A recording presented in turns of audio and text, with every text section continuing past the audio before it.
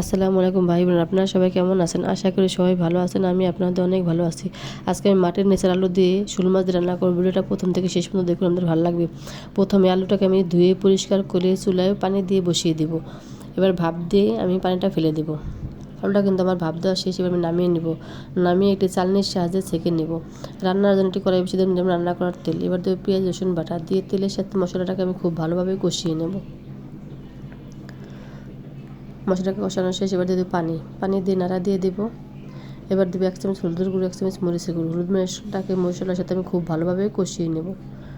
এবার দেবো স্বাদ মতো লবণ। মশলাটা কিন্তু আমার কষানো শেষ। এবার ধুয়ে রাখা শোল মাছটা আমি মশলার ভিতরে দিয়ে দেবো। ভাই বোনেরা, এই মাটির নিচের আলু কারা কারা খেয়েছেন আপুকে কমেন্ট করে জানিয়ে দেবেন। আর যারা যারা না খেয়েছেন, আপু যেভাবে রান্না করি এইভাবে রান্না করে খেয়ে যদি ভালো লাগে আপুকে কমেন্টে জানিয়ে দেবেন। মাছটা দেওয়া শেষ। এবার আমি পানি দিয়ে দেবো। পানি দিয়ে হালকা নাড়া দিয়ে একটা ঢাকনা দিয়ে ঢেকে দেবো। এই মাছটা দিয়ে আলু দিয়ে এই মাটির নিচের আলু দিয়ে রান্না করলে কিন্তু অনেক স্বাদ, যারা খেয়েছেন তারা জানেন। এই মাছটা দিয়ে শুধু শোল মাছ দিয়ে আর ইলিশ মাছ দিয়ে রান্না করলে খুব ভালো লাগে। আর অন্যান্য মাছ দিয়ে আমরা রান্না করে খেয়ে থাকি, কিন্তু এরকম স্বাদটা পাওয়া যায় না। মাছটা কিন্তু তুলে নেওয়া শেষ। এবার ভাপ দেওয়া মাটির নিচের আলুটাকে আমি মশলার ভিতরে দিয়ে হালকা নাড়া দিয়ে একটা ঢাকনা দিয়ে ঢেকে দিব। এবার ঢাকনা উঠিয়ে মশলার সাথে আলুর সাথে খুব ভালোভাবে মিক্স করে নেব। এটা কিন্তু বেশি নাড়া দেওয়া যাবে না, আলুটা ভেঙে যাওয়ার সম্ভাবনা থাকে। আমি হালকাভাবে নাড়া দেবো। আর এবার বেশি কষাবো না, এখন আমি পানি দিয়ে দেবো। পানি দিয়ে নাড়া দিয়ে দেবো।